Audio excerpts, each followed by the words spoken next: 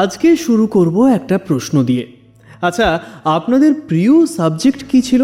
চটপট কমেন্ট করে জানান দেখি। যাদের ইতিহাস ছিল, আজকের এপিসোড কিন্তু তাদেরকে টানবেই। আজ আপনাদের জন্য নিয়ে এসেছি আমাদের সিপাহী বিদ্রোহের কলকাতার কাহিনী। কি ছিল এই বিদ্রোহের কারণ? কেমন করে দমন করা হয়েছিল বিদ্রোহীদের? কী প্রভাব পড়েছিল সমকালীন সমাজে?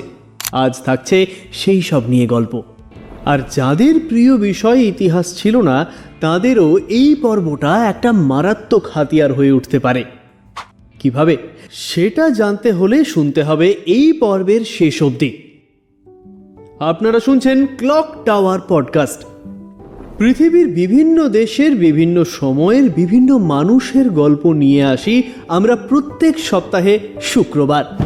এমন সব গল্প যা শুনতে গল্প হলেও আসলে সত্যি।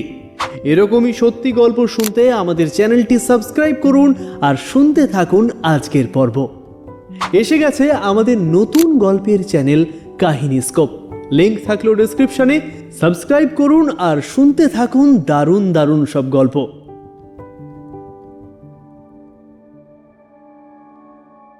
যে কোনো বিদ্রোহের কথা শুনলেই প্রথমে মনে কি কি প্রশ্ন আসে বলুন দেখি? কার বিরুদ্ধে? কেন? তাছাড়াও বিদ্রোহের আগুন তো নেহাত দপ করে জ্বলে ওঠে না। জ্বালানির যোগান দেয় বহু বছরের অত্যাচার অবিচারের বিরুদ্ধে জনতার ক্ষোভ। আবার একইভাবে সে আগুন কিন্তু হুট করে নিভেও যায় না। একসময় তার তীব্রতা কমে এলেও পোড়া দাগ তার অস্তিত্ব জানান দেয়।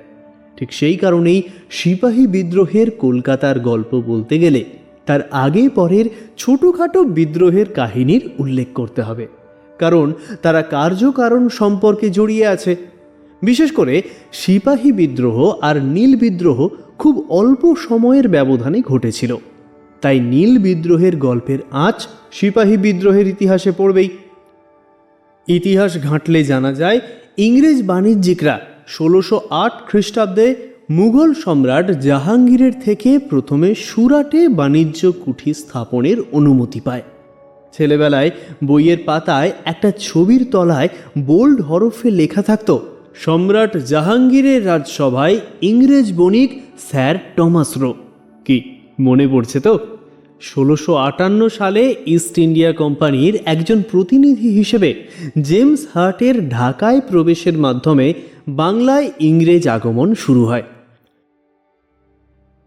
বাংলার শেষ স্বাধীন নবাব সিরাজউদ্দৌলার সঙ্গে ব্রিটিশ ইস্ট ইন্ডিয়া কোম্পানির 1757 সালের 23শে জুন পলাশীতে যুদ্ধ হয়। তাতে বাংলার নবাবের করুণ পরাজয় আর মৃত্যুর মধ্যে দিয়ে এই ভূখণ্ডে অর্থাৎ ভারতবর্ষে ইংরেজ কোম্পানির শাসন প্রতিষ্ঠিত হয়। 1665 সালের 1 আগস্ট লর্ড ক্লাইভ দিল্লির বাদশাহ শাহ আলমের কাছ থেকে বাংলা, বিহার, উড়িষ্যার শাসনভার নিজের হাতে নেন। নবাবের হাতে থাকে প্রশাসনিক দায়িত্ব, আর রাজস্ব আদায় ও ব্যয়ের অধিকার পায় কোম্পানি। ইতিহাসের পাতায় এটি দ্বৈত শাসন নামে পরিচিত। ফলস্বরূপ নবাবরা ক্ষমতাহীন হয়ে পড়লে কোম্পানির লোকেরা খাজনা আদায়ের নামে অবাধে লুটপাট আর অত্যাচার শুরু করে দেয়। এদেশে 190 বছর শাসনের মধ্যে মূলত 1757 সাল থেকে 1857 সাল, এই প্রায় 100 বছর ইস্ট ইন্ডিয়া কোম্পানির হাতে শাসনভার ছিল। 1857 সিপাহী বিদ্রোহ দমন পরবর্তী সময়ে 1858 সালে ভারতের শাসনভার ব্রিটিশ ইস্ট ইন্ডিয়া কোম্পানির হাত থেকে ব্রিটিশ রাজশক্তির হাতে স্থানান্তরিত হয়। রানী ভিক্টোরিয়া নিজ হাতে ভারতের শাসনভার নিলে আনুষ্ঠানিকভাবে ব্রিটিশ ভারতীয় সরকার প্রতিষ্ঠিত হয়। রানী ভিক্টোরিয়াকে ভারত সম্রাজ্ঞী অভিধায় ভূষিত করে গান লিখলেন গুপ্ত কবি। প্রায় 190 বছর যাবৎ দেশের মানুষেরা বিভিন্নভাবে প্রতিবাদ করেছে ইংরেজদের বিরুদ্ধে।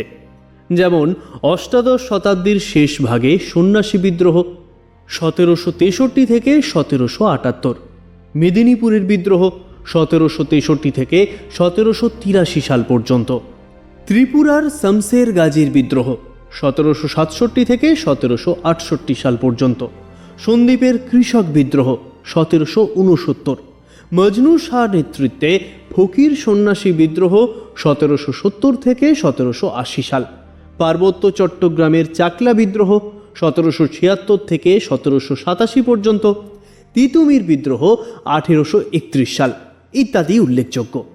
তবে এই সবকটি বিদ্রোহই কলকাতা কেন্দ্রিক না হওয়ায় কলকাতার জনজীবনে সেভাবে প্রভাব বিস্তার করেনি। 1857 সালে ভারতে স্বাধীনতার প্রথম যে আন্দোলন হয় তাই লোকমুখে সিপাহী বিদ্রোহ নামে পরিচিত। ইংরেজ ঐতিহাসিক জন সিলি এই সংগ্রামকে সিপাহীদের সামান্য বিদ্রোহের ঘটনা হিসেবে বর্ণনা করতে গিয়ে লিখছেন, এই বিদ্রোহ পুরোপুরি স্বার্থনির্ভর এবং দেশপ্রীতির সঙ্গে এর কোনো সম্পর্ক নেই। কোনো দেশীয় নেতৃত্বে এই বিদ্রোহ ঘটেনি, দেশের জনসাধারণ একে সমর্থনও করেনি। যদিও বাস্তবে তা ছিল না, তবে এই কথাগুলো একেবারে ভুলও বলা যায় না। সেই গল্প বলতেই আজকের এই পর্ব। বিদ্রোহ সূচনায় প্রথম ঘটনাটা ঘটে জানুয়ারি মাসের শীতে। দমদমের সেনা ছাউনিতে দুজন এদেশীয় সেনা ক্ষেপে উঠলে বিদ্রোহ শুরু হয়। ফেব্রুয়ারিতে বহরমপুরেও একই ঘটনা, আর ঠিক তার কিছুদিন পরেই মঙ্গল পাণ্ডে এক সাহেবকে আক্রমণ করে বসলেন। এনফিল্ড রাইফেল শুধু নয়, সিপাহীদের ক্ষোভের কারণ লুকিয়েছিল দীর্ঘদিনের নির্যাতনে, বৈষম্যে।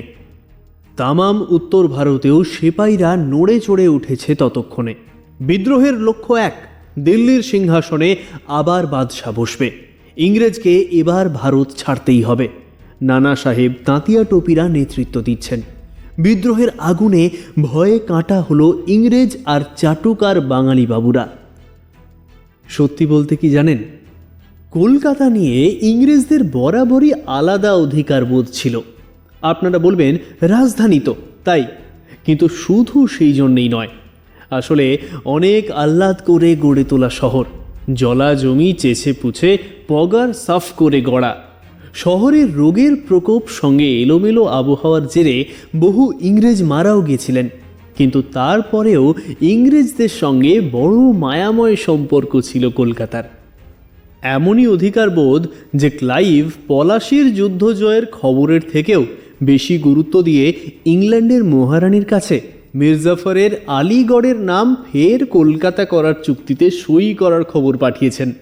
বুঝছেন তাহলে কলকাতা কতটা স্পর্শকাতর জায়গা। ইংরেজদের পাশাপাশি বাবুদেরও কলকাতার প্রতি আলাদাই টান। তাদের জন্মভূমি, ইংরেজি শেখা সব কিছুই এখানে কিনা। তাই কলকাতায় ব্রিটিশদের দুরবস্থায় বাবুদের ভাবনা বাড়ল বইকে। তাঁদেরই যেন ব্যঙ্গাত্মক ছবি শব্দ দিয়ে আঁকলেন কালীপ্রসন্ন সিংহ তার হুতম প্যাঁচার নকশায়। তিনি বিদ্রোহ কথাটা না লিখে লিখলেন মিউটিনি, আর বিশেষণ দিলেন হুজুক। লক্ষণীয়, নীল বিদ্রোহকে বললেন হ্যাঙ্গাম। এই দুটো বিশেষণের অর্থের আপাত মিল থাকলেও কি প্রসঙ্গে ব্যবহার হচ্ছে তাতেই তফাৎ। হুতম লিখছেন, একদিন আমরা মিছে মিছে ঘুরে বেড়াচ্ছি, এমন সময় শুনলেম পশ্চিমের সেপাইরে ক্ষেপে উঠেছে। নানা সাহেবকে চাই করে ইংরেজদের রাজত্ব নেবে, দিল্লির নেড়ে চিফ আবার দিল্লীশ্বরও বা জগদীশ্বরও বা হবেন, ভারী বিপদ। এখন সেপাই আর সিপাহী এর অর্থ এক হলেও উচ্চারণ আর শ্রদ্ধার হেরফের আছে। আবার বিদ্রোহ নয়, ক্ষেপে ওঠা, এই শব্দ চয়নেও ছোট করার ইঙ্গিত রয়েছে। তাছাড়া বাহাদুর শাহ জাফর সম্পর্কে ব্যবহৃত বিশেষণ আর তার সম্ভাব্য ভবিষ্যতের সম্ভাবনায় ভারী বিপদের আশঙ্কা, ব্যবহৃত জ্যোতিচিহ্ন সব কিছুতেই যেন সমসাময়িক কলকাতার বাবুদের ভাবনার সঙ্গে সঙ্গে প্রতিফলন ঘটেছে ওনার নিজের দৃষ্টিভঙ্গিরও। তিনি লিখছেন, শহরে ক্রমে হুলুস্থুল পড়ে গেল। চুনো গলি ও কসাই টোলার মেটে ইঁশ, পিঁদরুস, গমিস ডিশ প্রভৃতি ফিরিঙ্গিরে খাবার লোভে ভলিন্টিয়ার হলেন। মাথালো মাথালো বাড়িতে গোরা পাহারা বসল, নানা রকম অদ্ভুত হুজুগ উঠতে লাগলো। আজ দিল্লি গেল, কাল কানপুর হারানো হলো। ক্রমে পাশা খেলার হারকেতের মতো ইংরেজরা উত্তর পশ্চিমের প্রায় সমুদায় অংশেই বেদখল হলেন। বিবি, খুদে খুদে ছেলে ও মেয়েরা মারা গেল। শ্রীবৃদ্ধিকারী সাহেবরা, ব্র্যাকেটে লেখা আছে হিঁদুর দেবতা পঞ্চানন্দের মতো, বড় ছেলের কিচ্ছু করতে পারলেন না। ছোট ছেলের ঘাড় ভাস্কার হুজ্জক পেলেন, সেপাইদের রাগ বাঙালির উপর ঝাড়ুতে লাগলেন। লর্ড ক্যানিংকে বাঙালিদের অস্ত্রশস্ত্র, ব্র্যাকেটে বটি ও কাটারি মাত্র, কেড়ে নিতে অনুরোধ করলেন। বাঙালিরা বড় বড় কাজকর্ম না পায় তার তদবির হতে লাগলো। ডাকঘরের কতকগুলি নেড়ে পেয়দাদের অন্ন গেল। নীলকরেরা অনেরারি মেজেস্টার হয়ে মিউটিনি উপলক্ষ করে ব্র্যাকেটে চোর চায় ভাঙা বেড়া, দাদন গাদন ও শ্যামচাঁদ খেলাতে লাগলেন। শ্যামচাঁদ সামাগ্নি নন, তাঁর কাছে আইন এগুতে পারেন না, সেপাই তো কোন ছাড়। লখনৌয়ের বাদশাকে কেল্লায় পোড়া হলো। গোরারা সময় পেয়ে দু চার বড় বড় ঘরে লুটতরাজ আরম্ভ করলে। মার্শাল ল জারি হলো। যে ছাপাযন্ত্রের কল্যাণে হুতম নির্ভয়ে এত কথা অক্লেশে কইতে পাচ্ছেন, যে ছাপাযন্ত্র কি রাজা কি প্রজা কি সেপাই পাহারা কি খোলার ঘর সকলকে এক রকম দেখে, ব্রিটিশ কুলের সেই চিরপরিচিত ছাপাযন্ত্রের স্বাধীনতা মিউটিনি উপলক্ষে কিছুকাল শিল্পী পড়লেন। এই টালমাটাল পরিস্থিতিতে জনৈক রামগোপাল মল্লিকের বাড়িতে সভা বসত। আলোচ্য কেমন করে ইংরেজদের সহায়তা করা যায়। সভায় তথাকথিত মান্যগণ্য মানুষদের সমাগম হতো। সেই সময় বাজারে এই গান উঠল, বিদেশ থেকে আসা গোরা ইংরেজদের বেশভূষা আর কর্মকাণ্ড নিয়ে। সন 1857, 25শে মে হিন্দু মেট্রোপলিটন কলেজে বাবু রাধাকান্ত দেবের নেতৃত্বে এক সভা হয়। 1857 বিদ্রোহ, সমকালীন বাংলা ও বাঙালি, এই প্রকাশিত বিবরণ থেকে জানা যাচ্ছে যে সভায় উপস্থিত ছিলেন রাজা কালীকৃষ্ণ, রাজা কমলকৃষ্ণ, রাজেন্দ্র দত্ত, হরচন্দ্র ঘোষ প্রভৃতি সহ তৎকালীন বাংলার প্রায় 2500 জন শিক্ষিত সংস্কৃতিবান মানুষের স্বাক্ষর সম্বলিত একটি আবেদনপত্রে সিপাহীদের কাজে ঘৃণা ও ভয় প্রকাশ করে সরকারকে সব রকম সাহায্য দানের প্রতিশ্রুতি দেওয়া হয়। কিন্তু এই মহান উদ্দেশ্যের সভায় অনুপস্থিত ছিলেন একজন মানুষ। কি আন্দাজ করতে পারছেন? তিনি হলেন ঈশ্বরচন্দ্র বিদ্যাসাগর মহাশয়। তবে শুধু হিন্দুরা নয়, কলকাতার মুসলমান সমাজের একাংশ রাজভক্তিমূলক প্রশস্তিপত্র সরকারের কাছে পাঠাতে ভোলেননি। কলকাতার মোহামেডান অ্যাসোসিয়েশনও তাঁদের পদাঙ্ক অনুসরণ করে। 1857 মাঝামাঝি চলছে বিদ্রোহ দমন। বিদ্রোহীদের ওপর বিন্দুমাত্র আস্থাশীল নন কলকাতার ধনী বাঙালিরা। এদিকে ব্রিটিশ ভলেন্টিয়ার বাহিনী দু দলে ডাকাতির ভয়ে মাঝরাতে চৌরঙ্গি আর বাঙালি টোলা পাহারা দেয়। কিন্তু তাতেও বাঙালি বাবুর ভয় যেন যায় না। এত কষ্ট করে লাখপতি হয়ে দিব্যি সভা সমিতি মিটিং, বুলবুলি নাচ আর বাইজি নাচে দিন কাটাচ্ছিলেন। কাজেই পাইকপাড়ার রাজবাড়ি থেকে শুরু করে শোভাবাজার রাজবাড়ি, দত্তবাড়ি, মল্লিক বাড়ি, শিলবাড়ি, রানী রাসমণির বাড়ি, ঠাকুর বাড়ি, ঘোষ বাড়ি, মিত্র বাড়ি, বসু বাড়ি, সর্বত্র পাহারা বসল। কোনো কোনো বড়লোক বাড়িতে পাহারাদারের সংখ্যা শতাধিক। কলকাতার দিকে এগুতে থাকা সিপাহীদের ভয়ে বাঙালি বাবুরা পারলে ফোর্ট উইলিয়াম দুর্গে গিয়ে আশ্রয় নেয়। ব্রিটিশ পাহারার প্রতিশ্রুতি দিলে ইংরেজ বাবুদেরও কৃতজ্ঞতা বাড়ে। সেই বোধ থেকে জায়গায় জায়গায় প্রকাশ্য রাজভক্তি প্রদর্শন সভা অনুষ্ঠিত হতে শুরু করে। সংবাদ ভাস্করের সম্পাদক গৌরীশঙ্কর ভট্টাচার্য, অরুণোদয়ের সম্পাদক লালবিহারী দে, সংবাদ পূর্ণচন্দ্রোদয়ের সম্পাদক উদয়চাঁদ আঢ্য প্রভৃতি সম্পাদকরা নিজেদের সংবাদপত্রে লাগাতার ইংরেজ ভক্তির স্রোত বইয়ে দিয়েছিলেন। এদিকে ছাপিয়ে যায় উত্তরপাড়ার বিখ্যাত জমিদার আর উত্তরপাড়া পাক্ষিক পত্রিকার সম্পাদক বিজয় কৃষ্ণ মুখোপাধ্যায়।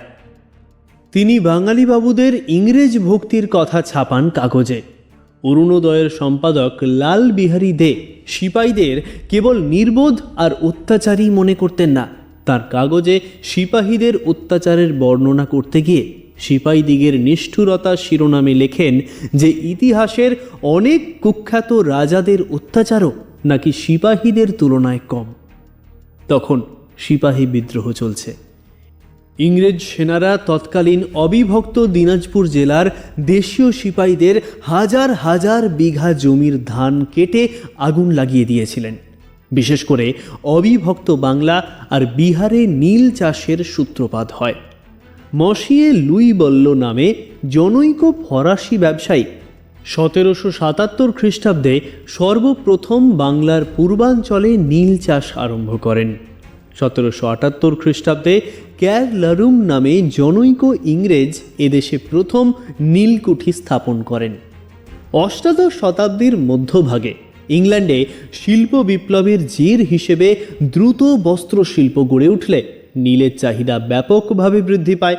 সেই নীল নিয়ে যখনই অত্যাচার বাড়তে বাড়তে সব সীমা পার হয়ে গেল, তখনই নদিয়া জেলার চৌগাছা গ্রাম থেকে 1859 সালে শুরু হলো এক অখণ্ড সর্বব্যাপী নীল বিদ্রোহ।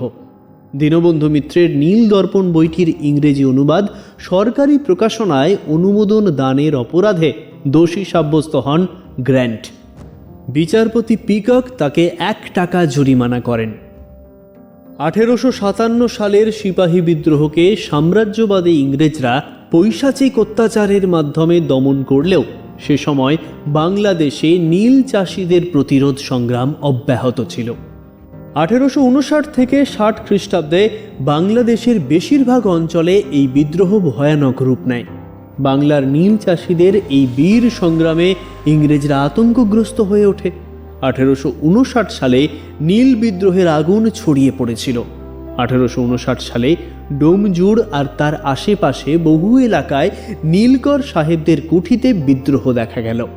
মৌরি রায়পাড়া, ডোমজুড় শিকদারপাড়া প্রভৃতি অঞ্চল উল্লেখযোগ্য। ডোমজুড়ের হেবমির নামে এক কৃষককে ফাঁসি দেওয়া হয়। ডোমজুড় ষষ্ঠীতলায় ঘোড়ায় চড়ে পালাতে গিয়ে একজন ইংরেজ সাহেব গর্তে পড়ে মারা গেছিলেন বলে ঘোড়া মারা নামে এই স্থানটির অস্তিত্ব এখনও আছে। যা হোক, বিদ্রোহ অবশেষে থামে। ছেলে ঘুমালো পাড়া জুড়োলোর মতো করে কলকাতার বাবুদের ব্যথা জুড়োয়। রাস্তায় সাহেবদের জয়গানও হয়। কিন্তু কেন সেদিন কলকাতার বিদ্বজ্জন বিদ্রোহী সিপাহীদের ভালো চোখে দেখলেন না, তা নিয়ে প্রশ্ন জাগে বইকি। কি আপনাদের জাগে না? বিদ্যাসাগর ও দেবেন্দ্রনাথের মতো স্বাধীনচেতা বাঙালিরাও সেদিন সিপাহী বিদ্রোহ সম্বন্ধে কোনো রকম কৌতূহল দেখাননি। সিপাহী বিদ্রোহ সেদিন শিক্ষিত বাঙালিকে নাড়া দেয়নি, অশিক্ষিত হিন্দু বাঙালিকেও নাড়া দেয়নি। সিপাহী বিদ্রোহকে এত ভয় পেলেন কেন তারা? এই প্রেক্ষিতে প্রথমেই আসে কলকাতার তৎকালীন সংবাদপত্র কৃষক বিদ্রোহ, সিপাহী বিদ্রোহ কিংবা নীল চাষিদের বিদ্রোহ কোনোটাকেই তারা সুনজরে দেখেননি। 19বিংশ শতাব্দীর কলকাতার ইতিহাস অবশ্য বারবারই দিক পরিবর্তন করে। সেদিনের ভয়ে সেধিয়ে থাকা সেই কলকাতাবাসী আবার জেগে উঠেছিল তার পরের দশক থেকেই। হয়তো ছাই চাপা আগুন তৈরি ছিল, সেদিনের অল্প আঁচে তা জেগে ওঠেনি বটে, অথচ ঠিক সেই ঘটনার পর থেকেই পত্রপত্রিকায়, নাটকে, কাব্যে, গল্পে, উপন্যাসে ব্রিটিশ খেদানোর বোমা পড়তে থাকে। হয়তো পরে আরও অনেকটা জ্বলে উঠবে বলেই সেদিনের নৈশব্দের প্রয়োজন ছিল, কে জানে। ইতিহাসের হদিশ দেয় না। তাহলে কেমন লাগলো আজকের পর্ব অবশ্যই জানান কমেন্টে। আমরা বাংলা ভাষায় আপনাদের জন্য তৈরি করার চেষ্টা করছি বাঙালির ইতিহাসের সবথেকে বড় অডিও লাইব্রেরি। আগামী প্রজন্মের জন্য আমরা রেখে যেতে চাইছি চেনা শহর বা মফস্বলের অচেনা গল্প, কিছু মানুষের গল্প। আপনাদের যদি আমাদের কাজ ভালো লাগে তাহলে অবশ্যই একটা লাইক করে দেবেন। আরও এরকম পর্ব শুনতে চাইলে সাবস্ক্রাইব করে সঙ্গে থাকবেন। আর যদি মনে করেন এরকম কাজ আরও অনেক মানুষের কাছে পৌঁছানো উচিত, তাহলে না হয় একটু বন্ধুদের সঙ্গে শেয়ার করে নেবেন। আপনাদের ছোট্ট ভালোবাসা আমাদের পৌঁছে দিতে পারে আরও অনেক মানুষের কাছে। এসে গিয়েছে আমাদের নতুন গল্পের চ্যানেল কাহিনী স্কোপ, লিংক থাকলো ডেসক্রিপশনে। সাবস্ক্রাইব করুন আর শুনতে থাকুন দারুণ দারুণ সব গল্প। আর আপনি যদি গল্প শুনতে ভালোবাসেন গোয়েন্দা, প্রেম, হাসি বা সামাজিক, তাহলে এক্ষুনি সাবস্ক্রাইব করে রাখুন আমাদের নতুন ইউটিউব গল্পের চ্যানেল কাহিনীস্কোপ। লিংক থাকলেও ডেসক্রিপশনে। খুব তাড়াতাড়ি আমরা আসছি বিশ্ববিখ্যাত গোয়েন্দা শার্লক হোমসের গল্প নিয়ে। তবে সেই গল্প লেখেননি স্যার আর্থার কোনান ডয়েল, লিখেছিলেন অন্য এক বিখ্যাত লেখক। কে সেটা রহস্যই থাকুক। জানতে হলে আজই সাবস্ক্রাইব করে নিন আমাদের গল্পের চ্যানেল কাহিনীস্কোপ। আজকের গল্প পাঠে ছিলাম আমি সৌম্য, স্ক্রিপ্ট রাখা, পরিকল্পনা কৌশিক রায়। আগামী পর্বে আবার আমরা আসছি আরও একটি নতুন পর্ব নিয়ে। সঠিক সময়ে নোটিফিকেশন পেতে অবশ্যই সাবস্ক্রাইব করে রাখুন আমাদের চ্যানেলটি। তাহলে দেখা হচ্ছে পরের শুক্রবার ঠিক রাত 9টায়। ততক্ষণ ভালো থাকবেন, সুস্থ থাকবেন।